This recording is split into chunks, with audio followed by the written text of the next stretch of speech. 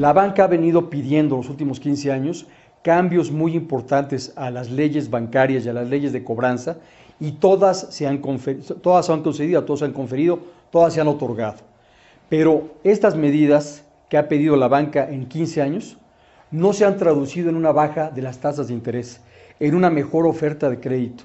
Y hoy en día lo que la banca quiere salir a ofrecer son apoyos recibidos de la banca de desarrollo, prestados, repito, en condiciones poco rentables o poco eficaces para el público usuario.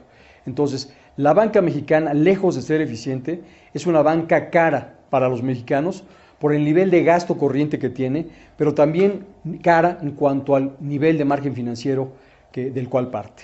No hay país que sea más rentable que México. Por eso los bancos extranjeros reciben casi la mitad de sus rentas de un solo país, de México, y el otro 50% del resto del mundo.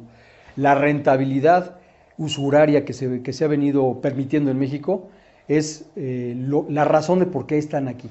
La concentración tiene dos orígenes muy claros. La banca pública que existió en México en los 80s concentró la clientela sustantiva en dos grandes instituciones. Estas dos grandes instituciones son las que prácticamente controlan o influyen en el sistema de pagos.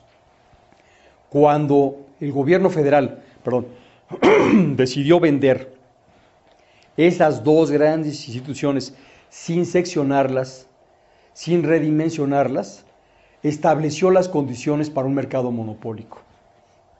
Haber vendido Banamex y Bancomer con el tamaño que tenían, sin redimensionarlas, sin seccionarlas, estableció las bases para un mercado monopólico.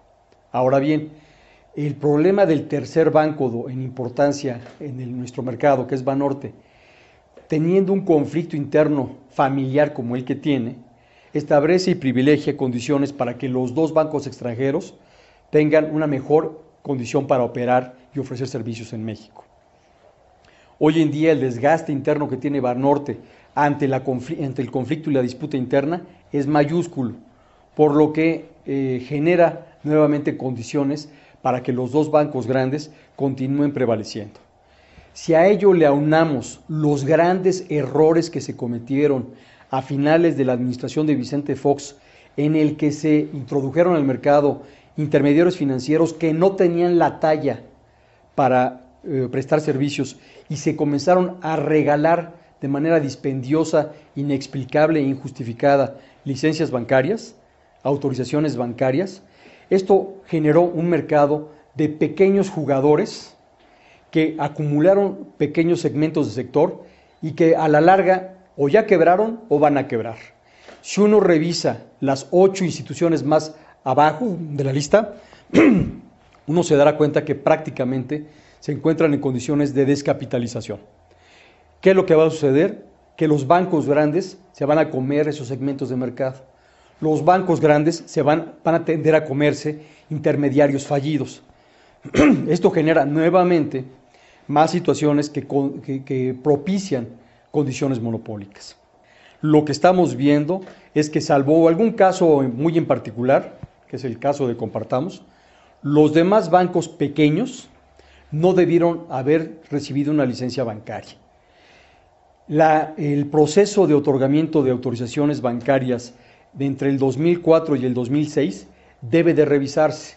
Hay severos vicios en ese proceso y problemas de vínculos entre funcionarios públicos y accionistas o empresarios que formaron o recibieron autorizaciones bancarias en condiciones que no las debieron haber recibido.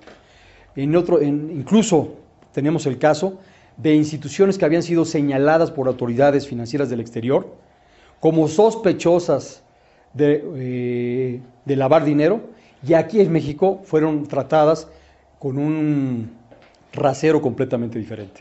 Bueno, de hecho, trataron incluso de matarla. Recordamos que, no obstante que el Congreso de la Unión no aprobó la abrogación o derogación de la Ley de Banco de Comercio Exterior, En los hechos, Felipe Calderón, al nombrar un solo director para Nacional Financiera y Bancomex y tratarlas de fundir por la vía de los hechos, lo único que hizo fue deteriorar a un grado máximo a Bancomex. Prácticamente sus funcionarios y la cantera muy importante de banqueros públicos que se había desarrollado ahí desapareció. Entonces, la banca de desarrollo está en cero. La banca de desarrollo pasó a ser la banca del subdesarrollo durante 12 años. Una banca que simplemente sirvió para canalizar y regalar dinero. Una banca asistencialista que no cumplió con sus funciones de promover ni fomentar absolutamente nada. Fue un vehículo para regalar dinero público a los allegados al régimen. Fue un gran fracaso.